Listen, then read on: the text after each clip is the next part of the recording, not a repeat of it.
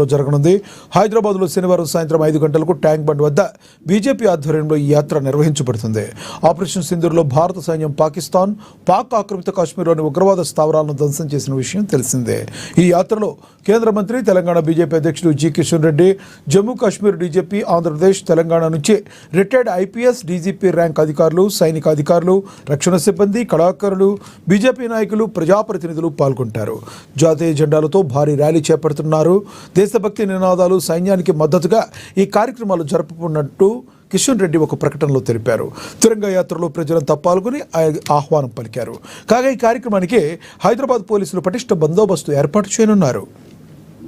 ఉగ్రవాద కారణంగా మన దేశం బలవుతూ వస్తా ఉంది. ఈ యొక్క పాకిస్తాన్ ఉగ్రవాద కార్యక్రమాల కారణంగా గాని, ఇతర యుద్ధాల కారణంగా గాని జమ్మూ కాశ్మీర్ లోనే 46,000 మంది భారతీయులను బలి ఇవ్వాల్సి వచ్చింది. మన హైదరాబాద్ నగరంలో సెక్రటరియట్ ఎదురుగా లుంబిని పార్క్ లో ఏ రకంగా బాంబు పేలుళ్లు చేశారో, అదే రోజు కోటిలోని చాట్ బండార్ లో ఏ రకంగా బాంబు పేలుళ్లు చేశారో మనకందరికీ తెలుసు. దిల్సుఖ్నగర్ సాయిబాబా టెంపుల్ దగ్గర ఏ రకంగా అమాయకులను హత్య చేశారో మనకందరం చూశాం. మనం స్వయంగా కాదు, 2 కాదు, వేల మంది మన దేశంలో అనేక వందల సంఘటనలలో చనిపోయారు.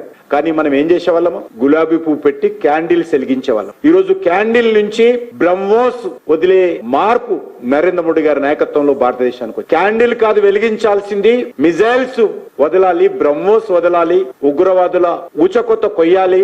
భారతదేశం అంటే, భారత సైనికులంటే 140 కోట్ల మంది అంటే భయపడాలి, నిద్రలోనే భయపడాలి ఉగ్రవాదులు అనేటువంటి ప్రయత్నము నరేంద్ర మోడీ గారు ప్రధానమంత్రి అయిన తర్వాత మనం చేస్తా ఉన్నాం. 2016లో ఊరిలో ఉన్నటువంటి మన సైనికుల మీద పాకిస్తాన్ ఉగ్రవాదులు దాడి చేసి ఆక్రమిత కాశ్మీర్ లోని ఉగ్రవాద శిబిరాలలో తలదాచుకుంటే భారత సైన్యం బాజాప్తా పాకిస్తాన్ గడ్డ మీదికి వెళ్లి వాళ్ళు దాచుకున్నటువంటి స్థలాన్ని ఎక్కడున్నాయో గుర్తించి వాటిని టార్గెట్ చేసి ఆ యొక్క ఉగ్రవాదులను, ఉగ్రవాద స్థావరాలను ధ్వంసం చేసి వీరులుగా తిరిగి వచ్చినటువంటి చరిత్ర మన భారత సైనికుల చరిత్ర. 2019లో పుల్వామాలో 40 మంది భారత సైనికులను మానవ బాంబులతో ట్రక్ తీసుకొచ్చి పేల్చేసి అమరవీరులుగా చేస్తే దానికి ప్రతీకారంగా ఎయిర్ ఫోర్స్ సంబంధించినటువంటి ఫైటర్ విమానాలను తీసుకొని జైషే మహమ్మద్ హెడ్ క్వార్టర్ మీద